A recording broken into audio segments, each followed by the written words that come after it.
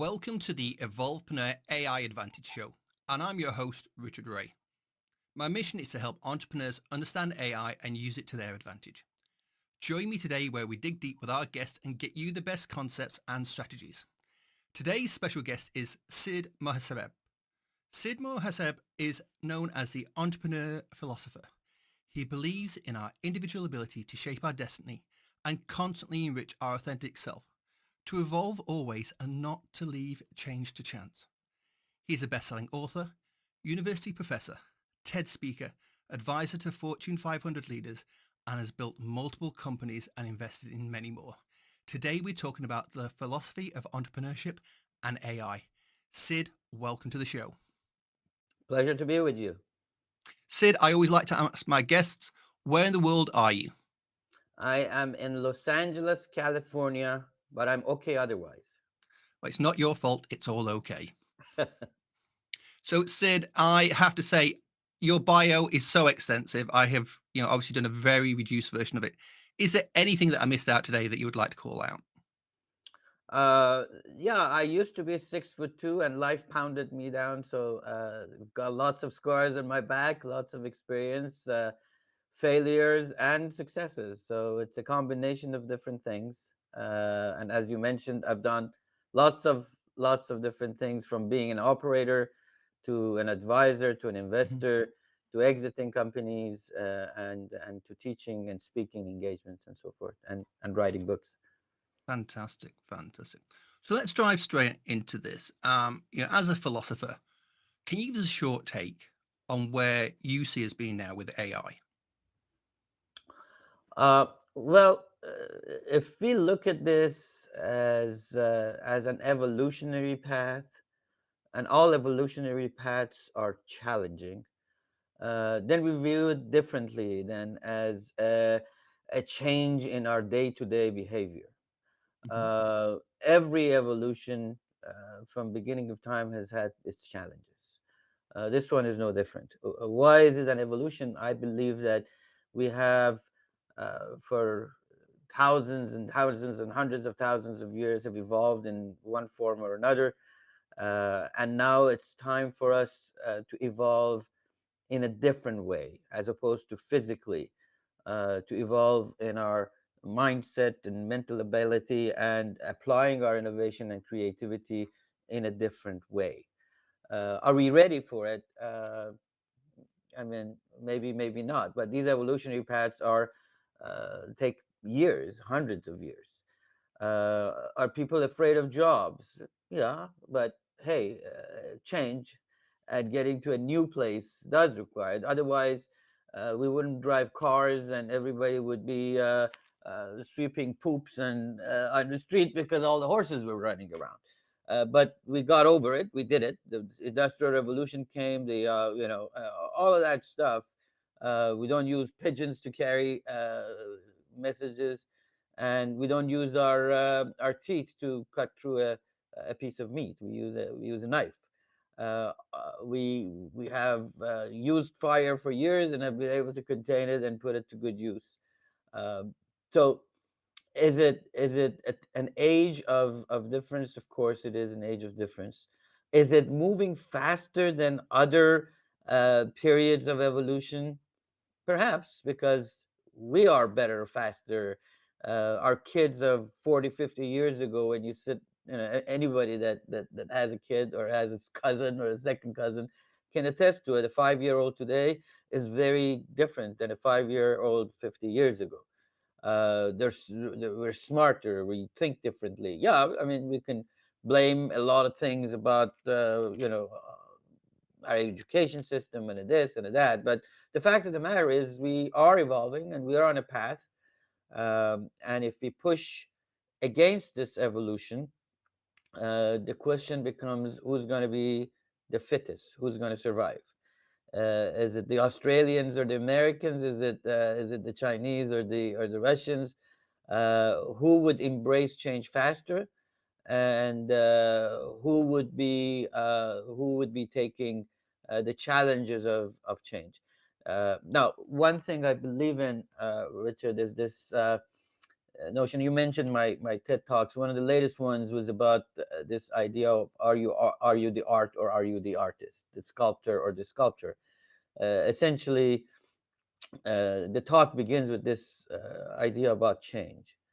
If you were doing exactly what you've always done, or if you were doing exactly what you love to do, you love to do this show if you're doing it 24/7.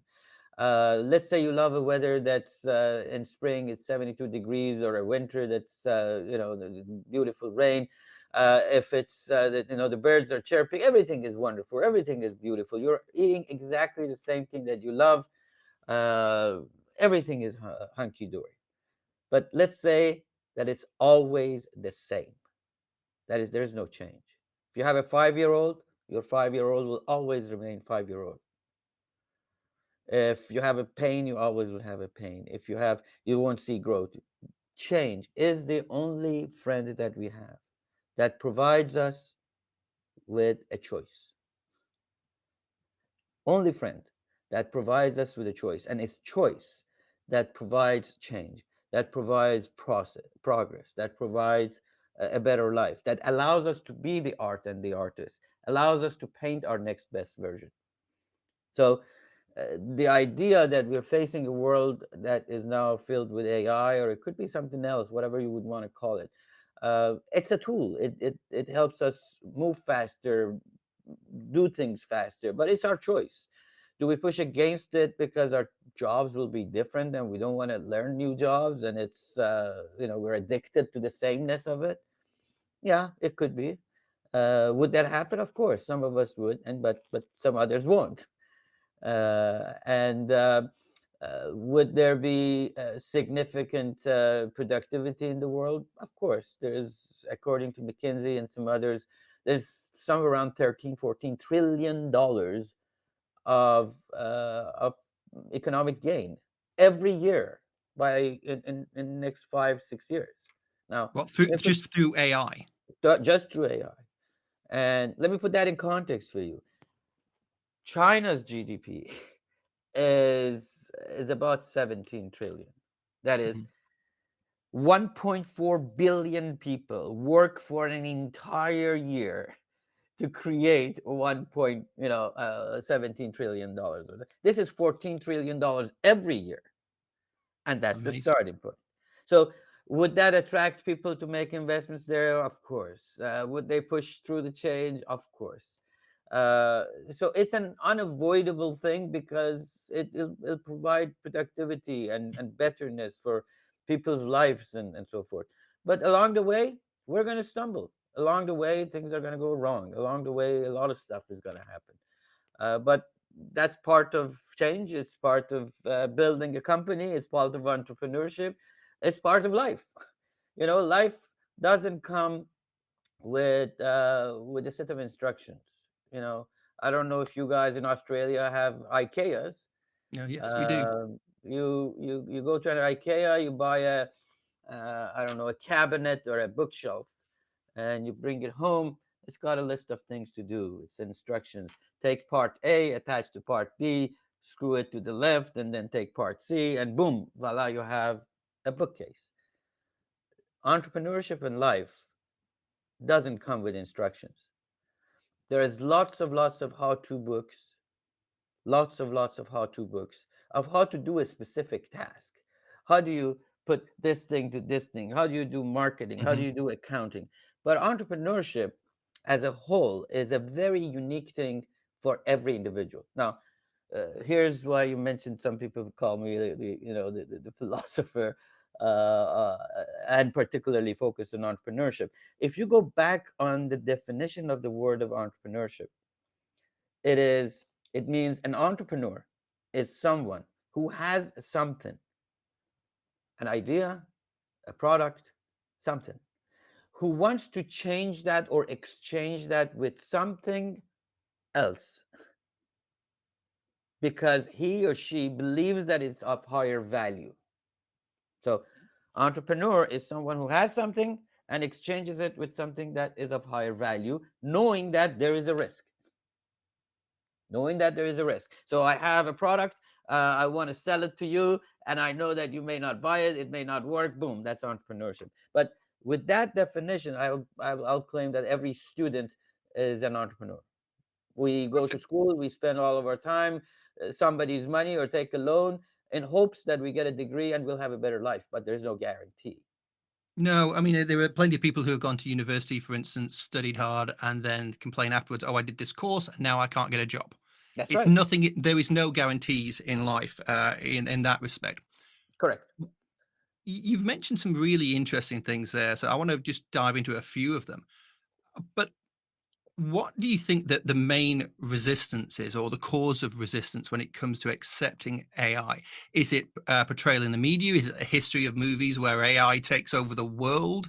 Or is it just the usual thing of, certain demographics go, "Oh no, it's scary new technology. Let's leave that to the young guys."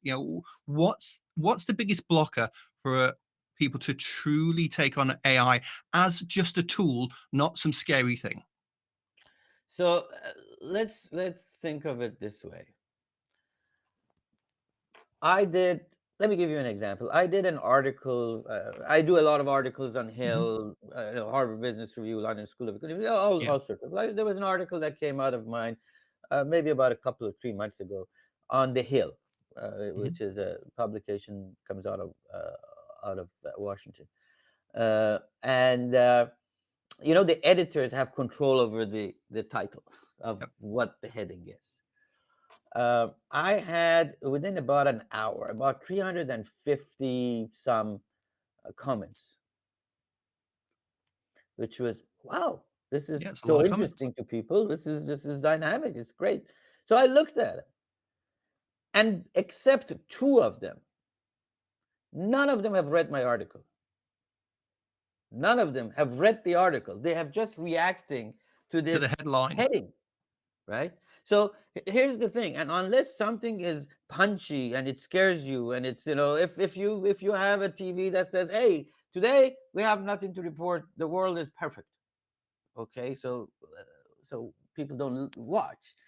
If they say AI is the best thing that happened to you and this and that, and so your job changes, isn't that wonderful? Nobody would listen. Would say, No, "What the guy? What is doesn't bring what is the guy eyeballs. thinking about?" So there is this drive that picking things that are not so good, that are moving some people to the left and some people to the right. So and that's media, and that's and we've got more of that actually through AI, because they see, oh, this thing clicks bear, so let's have more of that negative thing for you and more of that negative thing for now.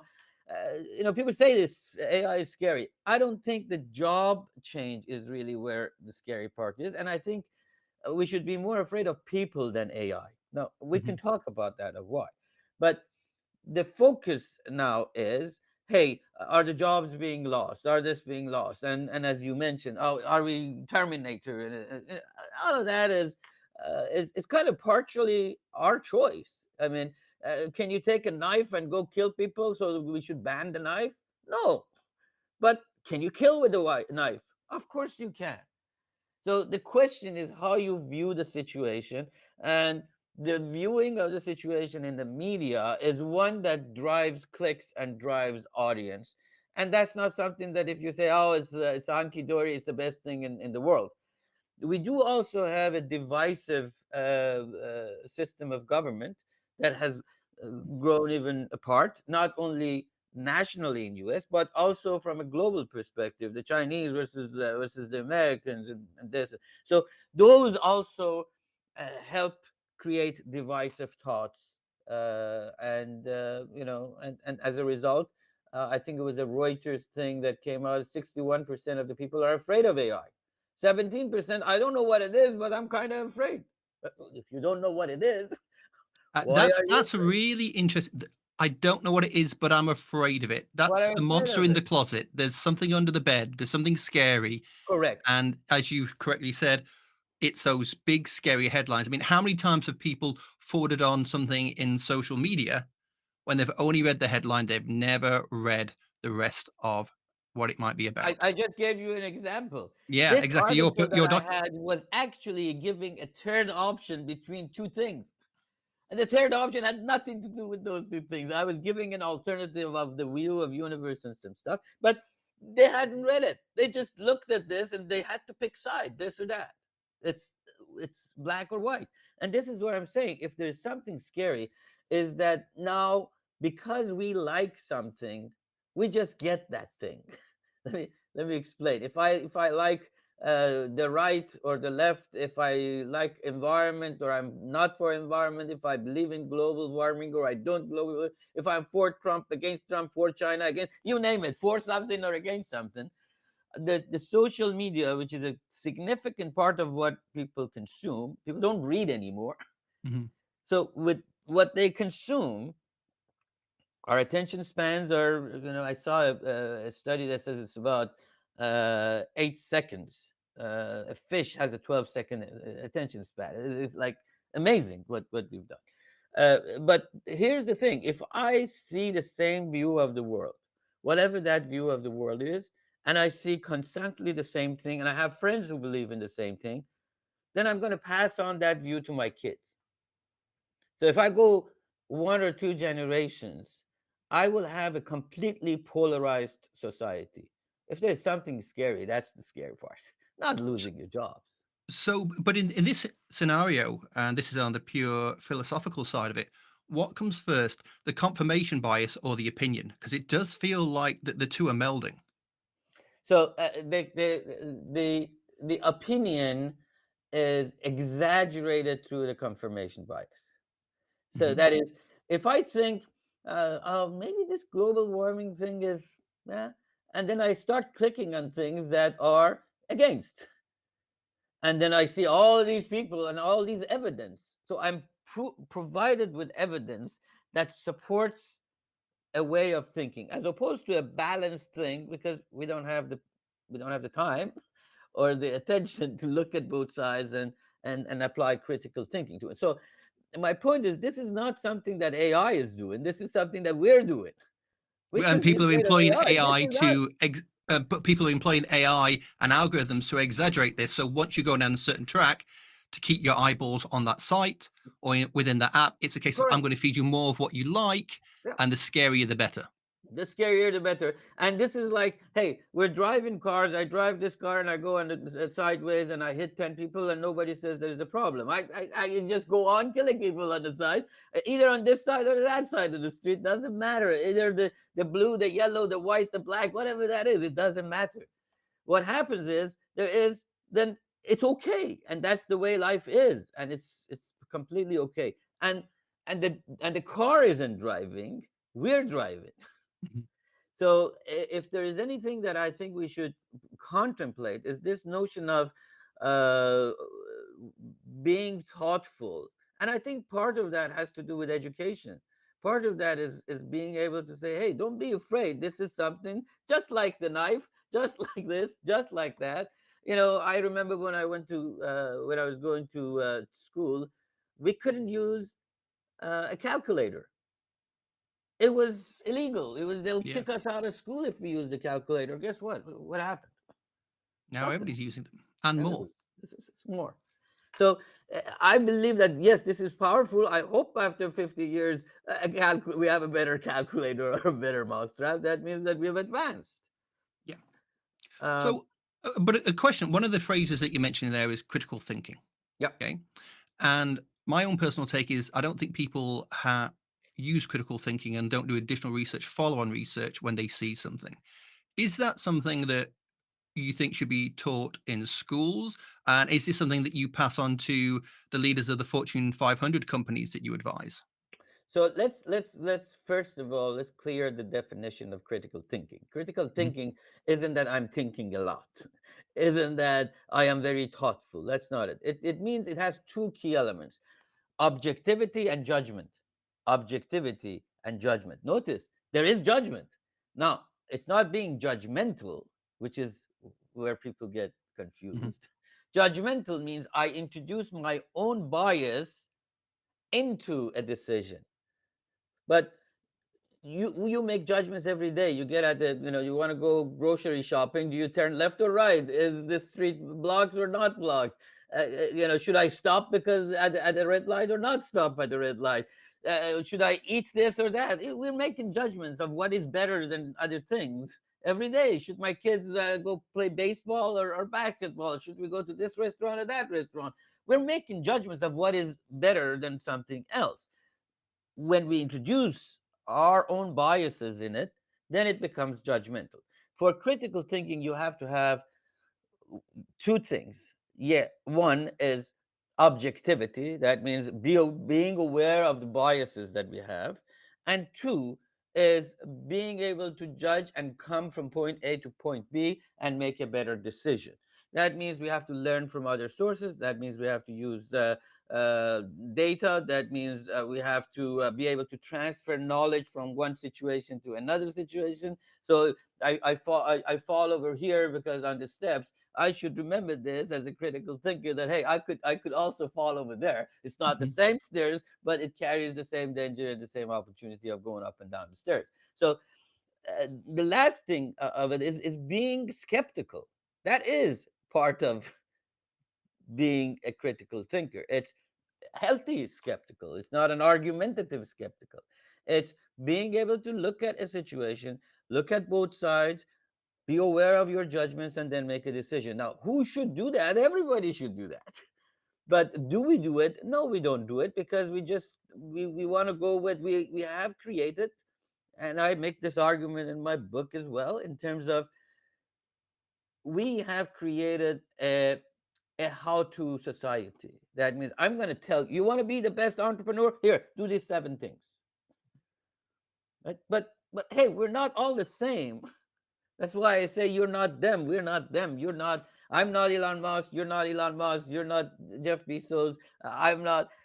It's every one of us have its own philosophy of life, and we have our own definition of the exchange of the entrepreneur. So I'll say everybody is an entrepreneur, but you can choose what your exchange is.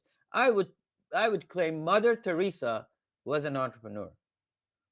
She invested her entire life, and she went out and she hustled and she talked to people in terms of fighting poverty. I would say Martin Luther King was an entrepreneur, except the choice of what you change for what.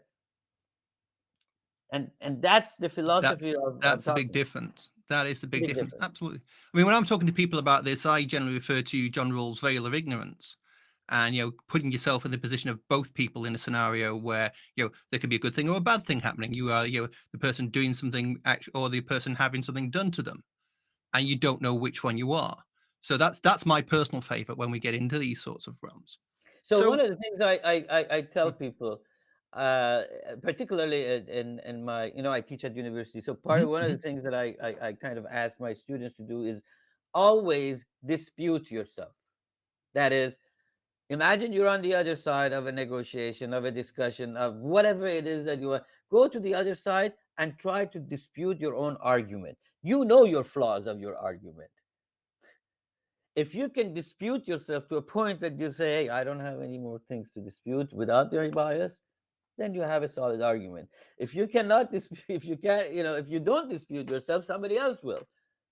And that's definitely transferable into the entrepreneurial world. If you're going to put a Absolutely. project forward, if you're going to try and sell something, you should always be able to have the arguments ready. How would I argue against this? How would I, say, oh, well, that product doesn't work or this other product's better? I would always go into those realms when I've worked in the sales world. So yeah, I Yeah. absolutely see how that could work. So let me tell you something, Richard. I'm working on some new ideas and developing them, which hasn't come like I didn't sleep and this came to me. It's been kind of building over the years, and I was actually talking to somebody who's now a president of the company, and he used to work for me, and he said, "What are you working on?" I said, "Sid, you told me the same stuff 20 years ago. You're just packaging it now, but I live it because you told me that." So here's what I believe, Richard. We have to redefine the business model. The business model now is everybody's focused on profit. We're focused on making a profit. A profit is an effect, it's not a cause, it's an outcome of something.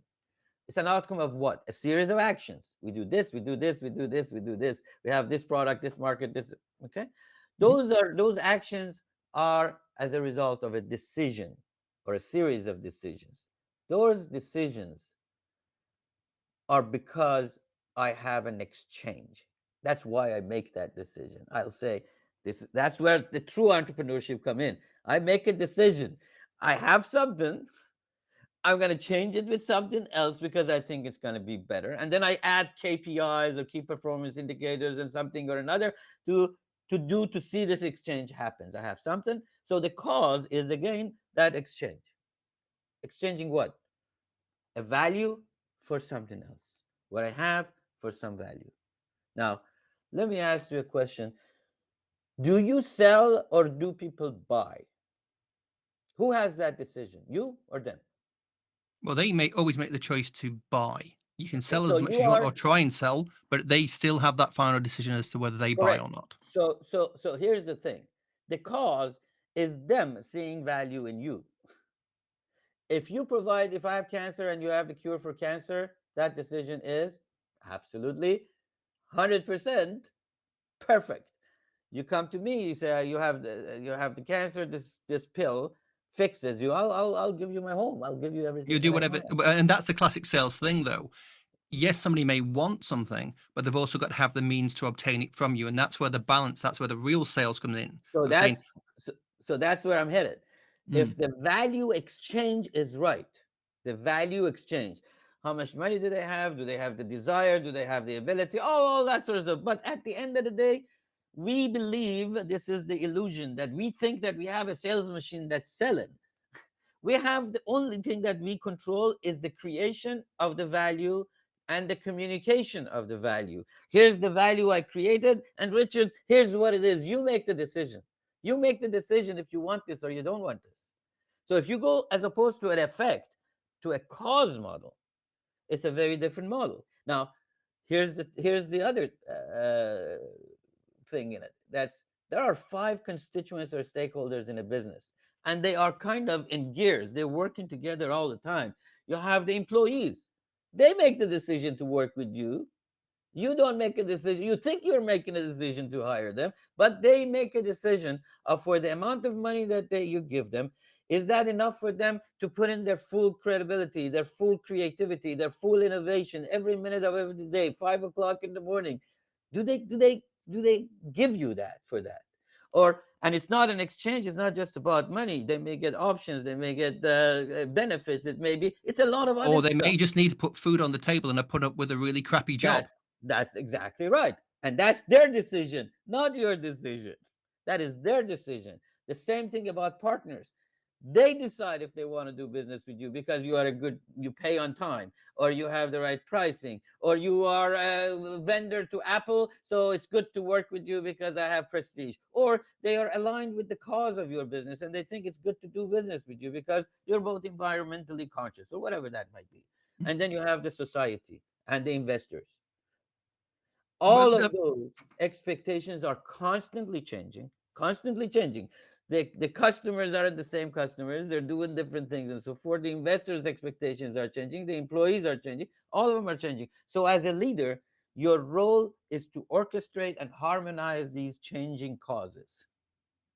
very interesting. I mean, a lot of what you touched on there, I think, can be categorized with Maslow's needs. I mean, you start to look at, there's those basic needs, shelter, food, etc. But then there's everything else above that, and the valuation of your peers. Certainly, the one that you mentioned there was, companies are working with the environment or claiming to work with the environment, so you want to be associated with them. So you can see that chain all the way through. So But with let's go back to your AI question. Mhm. What we are failing to do is define the value exchange between workers and AI, between people and society. If we figure out that value exchange and they get what they expect and they see the better life and they see what they could do, then they wouldn't push back. They wouldn't be afraid to change. People change when two conditions exist. One, they have to see the severity of the opportunity or the problem. There is a big problem or there is a huge opportunity. That's why I change. And the second, they have to trust you to follow you. They have to trust that the next situation is better than the current situation. And what we have is the severity is being pushed on the negative side, and then there is no trust. So we're stuck. I think you've summed it up incredibly well, and there'll be a reel for this interview, and that's gonna be in there. That's you absolutely nailed it in that respect. So the question I've got to ask you is, if there was one piece of advice beyond that amazing piece of advice that you've just given, to entrepreneurs, to everybody out there, that how can they best take advantage of AI? How can they, not necessarily from a technical point of view, but how can they, from a psychological, from a philosophical point of view, just embrace AI and be the best that they can be with it?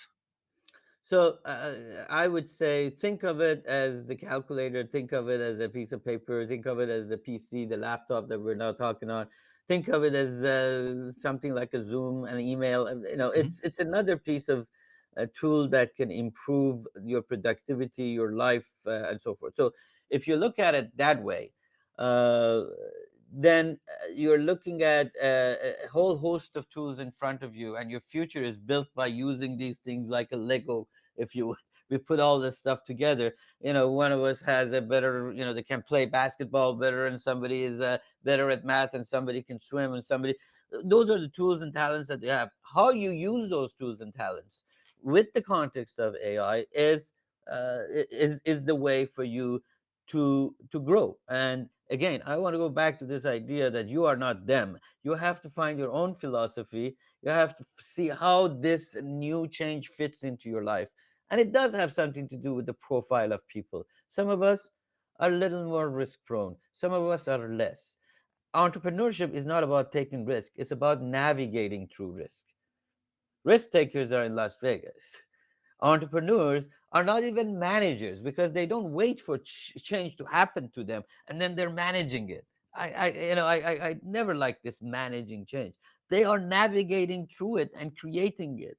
It's like a wave that they create as they move forward.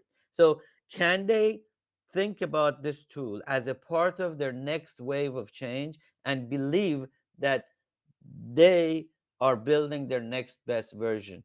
And it could be partly failure and then it would be successful, but they are looking ahead and not behind, and not be afraid, because this will happen whether they're on the bus or off the bus. So it's happening regardless. Work with it, don't fight it. Yeah. Absolutely. Well, Sid, that has been absolutely fascinating. I wish I could talk to you for hours. I have to be perfectly honest there.